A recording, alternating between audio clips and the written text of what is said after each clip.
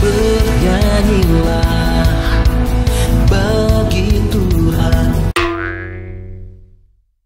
Tanpa ragi. Abdul? Tanpa ragi. Ane ingin sedikit menyampaikan kepada ente sebuah ayat di dalam Bible yang selama ini ente tidak tahu, supaya ente kembali ke jalan yang benar.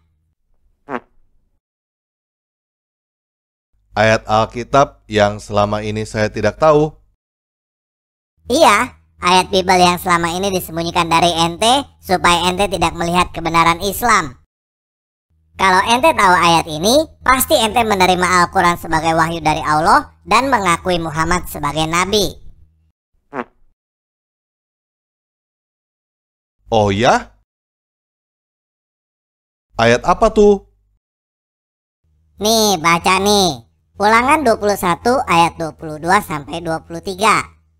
Apabila seseorang berbuat dosa yang sepadan dengan hukuman mati, lalu ia dihukum mati, kemudian kau gantung dia pada sebuah tiang, maka janganlah mayatnya dibiarkan semalam-malaman pada tiang itu. Tetapi haruslah engkau menguburkan dia pada hari itu juga. Sebab seorang yang digantung terkutuk oleh Allah. Janganlah engkau menajiskan tanah yang diberikan Tuhan Allahmu kepadamu sebagai milik pusakamu.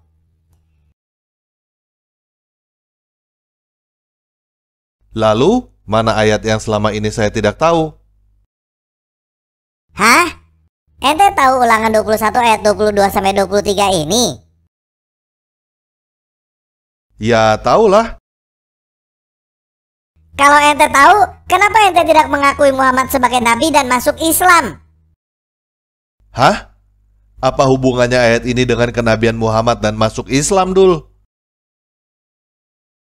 Yesus itu orang suci kan? Iya, lalu? Nah, Yesus adalah orang suci. Orang suci itu tidak mungkin terkutuk. Kalau Yesus disalib, berarti Yesus adalah orang terkutuk yang tidak suci. Itu tidak masuk akal. Jadi, Yesus tidak mungkin disalibkan.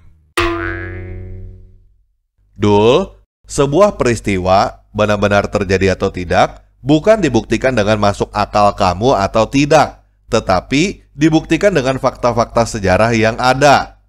Peristiwa penyaliban Yesus adalah fakta yang dibuktikan dengan catatan sejarah yang ditulis oleh orang Kristen, orang Romawi yang bukan Kristen, dan juga orang Yahudi yang bukan Kristen. Semua sejarawan, baik yang Kristen dan bukan Kristen, sampai hari ini sepakat bahwa penyaliban Yesus adalah fakta sejarah yang tidak bisa dibantah. Jadi, kamu menolak Yesus disalib bukan karena hal itu tidak pernah terjadi, tetapi karena kamu tidak bisa menerima kenyataan bahwa hal buruk bisa terjadi kepada orang baik. Itu sama sekali bukan kebenaran, tetapi penyangkalan atas kenyataan. Allah berkata di dalam Al-Quran surah 4 ayat 157, dalam kurung kami menghukum pula mereka karena ucapan mereka. Sesungguhnya kami telah membunuh Al-Masih, Isa putra Maryam, Rasul Allah. Padahal mereka tidak membunuhnya dan tidak dalam kurung pula menyalibkannya.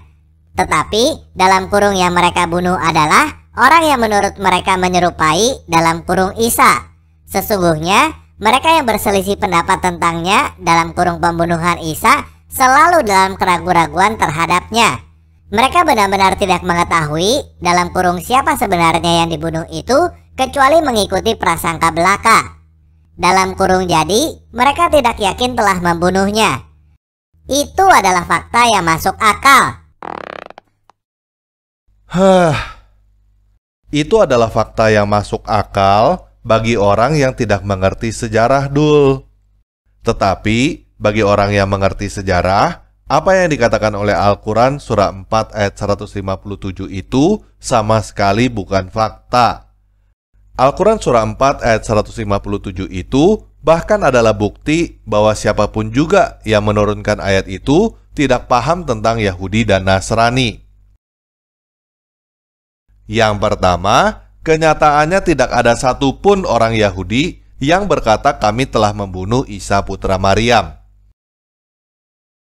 Yang kedua, di situ dikatakan bahwa mereka selalu dalam keraguan-raguan tentang pembunuhan Isa.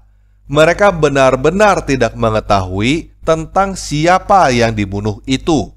Jadi, mereka tidak yakin telah membunuhnya. Padahal kenyataannya, orang Yahudi dan Kristen sepakat bahwa yang mati disalibkan itu adalah Yesus anak Maria. Orang Yahudi dan Kristen hanya berbeda pendapat tentang apakah Yesus anak Maria itu adalah Al-Masih. Jadi, tidak ada tuh orang yang ragu tentang kematian Yesus disalib, kecuali Muslim.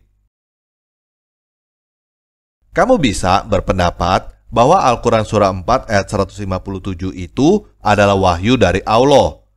Tetapi, kamu juga bisa mengambil kesimpulan bahwa Al-Quran Surah 4 ayat 157 itu adalah dongeng hasil imajinasi orang Arab 600 tahun setelah peristiwa itu terjadi yang tidak bisa menerima kenyataan bahwa hal buruk bisa terjadi kepada orang baik. Tetapi Nabi tidak mungkin terkena kutuk. Dul, peristiwa Yesus mati dengan cara terkutuk itu sudah dinubuatkan ratusan tahun sebelumnya di dalam Yesaya 53 ayat 1-12. Siapakah yang telah percaya kepada pemberitaan kami? Dan kepada siapakah tangan Yahweh telah dinyatakan? Ya, dia tumbuh bagaikan tunas muda di hadapannya, dan bagaikan akar yang keluar dari tanah yang kering. Dia tidak mempunyai bentuk ataupun kemuliaan, dan ketika kita memandang rupanya, tidak ada keindahan untuk kita mengingininya. Dia direndahkan dan ditolak oleh manusia, seorang yang penuh penderitaan dan yang dikenal berpenyakitan. Dan kita menyembunyikan wajah dari dirinya. Dia direndahkan dan kita tidak menghargainya. Sesungguhnya, dia sendiri telah menanggung penyakit kita. Dia telah memikul penderitaan kita. Namun, kita menganggap dialah yang terkutuk, yang dihajar dan didera Elohim. Padahal, dialah yang tertikam karena pemberontakan kita, yang diremukkan karena kejahatan kita. Ganjaran yang mendatangkan keselamatan bagi kita ditimpakan kepadanya, dan oleh bilur-bilurnya kita sudah disembuhkan. Seperti domba, kita semua telah tersesat. Kita masing-masing berbalik menurut jalannya sendiri. Tetapi Yahweh telah menimpakan semua kejahatan kita kepadanya. Dia ditindas dan dianiaya, tetapi dia tidak membuka mulutnya. Seperti seekor anak domba, dia digiring ke pembantaian. Dan seperti induk domba, dia menjadi keluh di hadapannya mengguntingi bulunya. Demikianlah dia tidak membuka mulutnya. Dia telah diambil dari penjara dan dari penghakiman. Dan tentang generasinya, siapakah yang akan memikirkannya? Sebab dia telah dilenyapkan dari negeri orang yang hidup. Oleh karena pemberontakan bangsaku, tulah itu menimpa atasnya. Dan dia menetapkan kematiannya bersama orang-orang fasik dan kuburnya bersama orang kaya.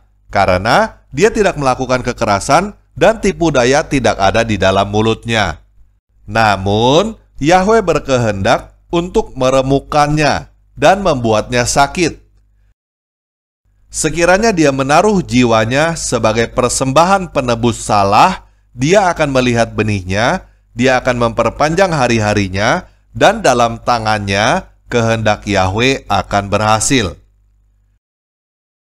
Melalui jerih lelah jiwanya, dia akan melihat dan dipuaskan. Dengan pengetahuannya, hambaku yang benar itu akan membenarkan banyak orang, dan dia akan menanggung kejahatan mereka. Dengan demikian, aku akan memisahkan bagiannya bersama orang-orang besar, dan dia akan membagi jarahan bersama orang-orang kuat, sebab dia telah menyerahkan nyawanya kepada kematian, dan dia telah terhitung bersama para pemberontak. Dia telah menanggung dosa orang banyak, dan dia bersyafaat bagi para pemberontak.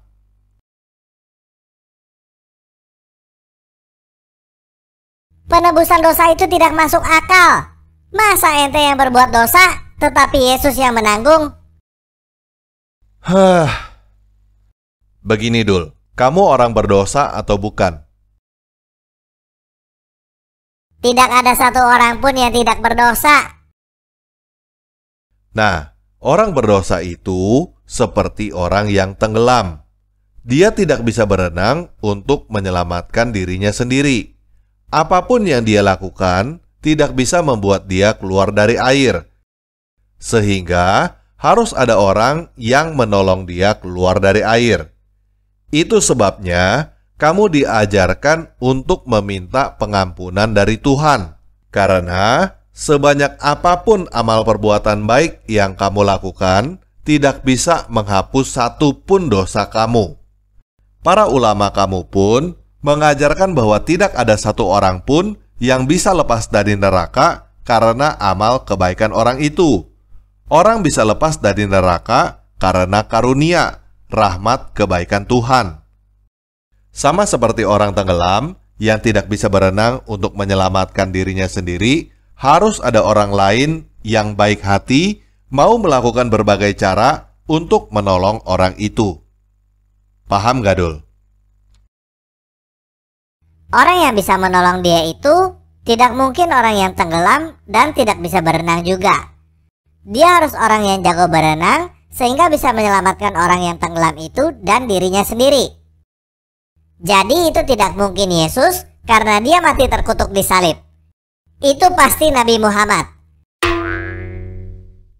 Orang yang bisa menolong tidak mungkin orang yang tenggelam dan harus jago berenang. Itu sudah betul, Dul.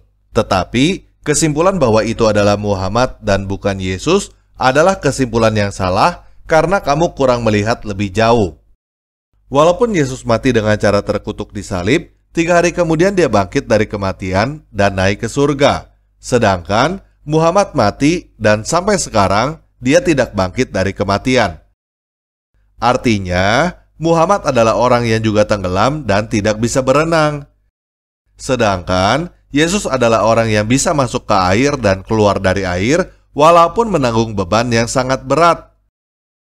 Itu sebabnya Galatia 3 ayat 13-14 berkata, Kristus telah menebus kita dari kutuk hukum Taurat dengan menjadi kutuk karena kita. Sebab ada tertulis, terkutuklah orang yang tergantung pada kayu salib, supaya di dalam Yesus Kristus berkat Abraham sampai kepada bangsa-bangsa bukan Yahudi. Sehingga oleh iman kita dapat menerima roh yang telah dijanjikan. Jadi, orang yang bisa menolong kamu supaya keluar dari neraka adalah Yesus, bukan Muhammad. Tapi yang bisa menolong manusia keluar dari neraka itu adalah Allah Subhanahu wa Ta'ala. Dul, Tuhan kamu itu turun ke dunia aja tidak bisa, apalagi menolong kamu.